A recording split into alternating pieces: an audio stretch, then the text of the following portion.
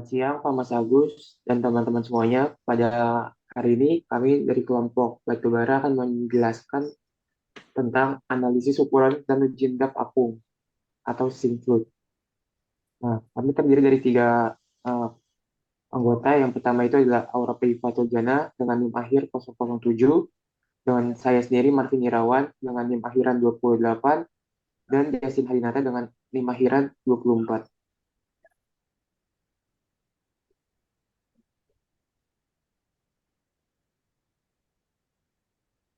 Batu bara.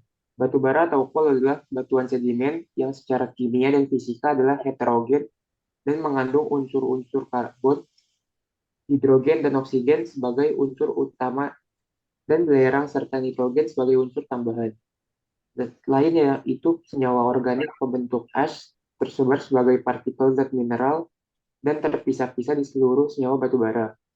Beberapa jenis batu meleleh dan menjadi plastis apabila dipanaskan, tapi meninggalkan residu yang disebut fokas. Batu bara dapat dibakar untuk membangkitkan uap atau dikarbonisasikan untuk membuat bahan bakar cair atau dihidrogenasikan untuk membuat metan. Mujahidin 2005. Selanjutnya itu terdapat 5 kelas dalam batu bara. Yang pertama itu adalah antrasit, subminus, subbituminus, dan lignit dan gambut.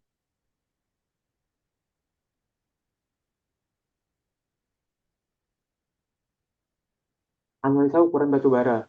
Satu, batu bara yang dikirimkan dari tambang tidak hanya terdiri dari batu bara murni, namun juga terdapat unsur batu pak.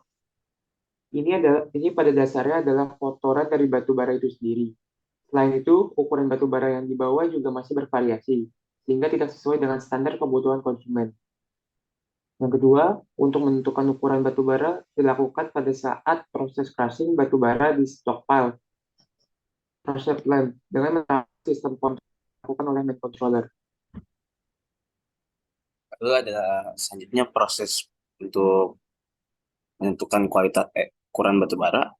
Yang pertama adalah batu bara harus terlebih dahulu dipisahkan berdasarkan ukuran pada vibrating screen. Pemisahan ini bertujuan untuk mengurangi beban kerja crusher. Lalu ada step kedua, proses crushing dengan tujuan menghancurkan batu bara yang berukuran besar agar batu bara yang terdistribusi kepada konsumen dapat berukuran seragam sesuai keinginan dari konsumen itu sendiri. Lalu ada step ketiga, yaitu selanjutnya batu bara dari hasil crushing akan dibawa dengan alat dump truck ke konsumennya. Lalu ada klasifikasi dari ukuran batu bara itu sendiri. Untuk menentukan ukuran batu bara dilakukan pada saat proses crushing batu bara di stockpile coal crusher plant dengan menerapkan sistem kontrol yang dikendalikan oleh main controller atau supervisory computer. Berikut ini adalah klasifikasi ukuran dari batu bara. Yang pertama adalah fine coal, yaitu batu bara yang berukuran relatif kecil dan halus, sebesar 50 mm. Lalu ada lumpy coal adalah batu bara berukuran yang relatif besar, sebesar 200 mm. Selanjutnya, uji endap apung batubara atau zinc and float. Uji endap apung batubara atau zinc and float digunakan untuk menentukan berat kadar abu dan kadar sulfur pada masing-masing fraksi endap apung batubara. Ini juga dapat digunakan sebagai indikasi tingkat kesulitan dan aktivitas proses penyucian batubara. Dalam pengujian ini, batubara akan diperlukan pada larutan dengan densitas yang telah diketahui untuk memisahkan batubara identitas densitas kecil dengan densitas besar. Kecil akan mengambang, sedangkan untuk batu bara densitas besar akan mengapung.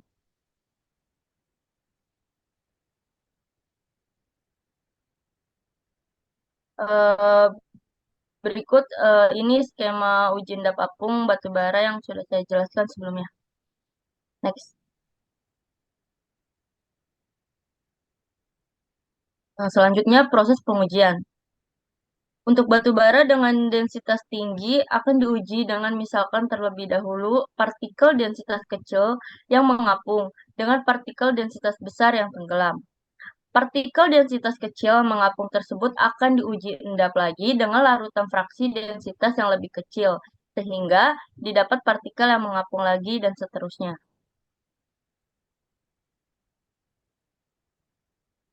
Di dalam media pemisah tersebut terdapat batu bara dengan densitas besar yang kemungkinan akan tenggelam, dan juga ada yang densitasnya kecil yang akan terapung.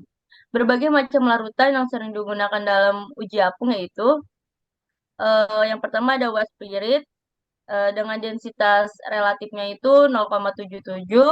Kemudian ada perkolitilin itu densitas relatifnya 1,60. Yang ketiga ada napta itu dengan densitas relatifnya 0,70. Yang keempat ada tun itu densitas relatifnya 0,86. Yang kelima ada bromofrom itu densitas relatifnya 2,79. Kemudian yang tetrabromoten itu densitas relatifnya 2,9. Jadi untuk membuat larutan dengan densitas tertentu, misalnya densitasnya 1,25 sampai 1,5. Maaf, 1,2 sampai 1,5. Dapat dilakukan dengan mencampurkan larutan white spirit ditambah dengan pirkolitilin.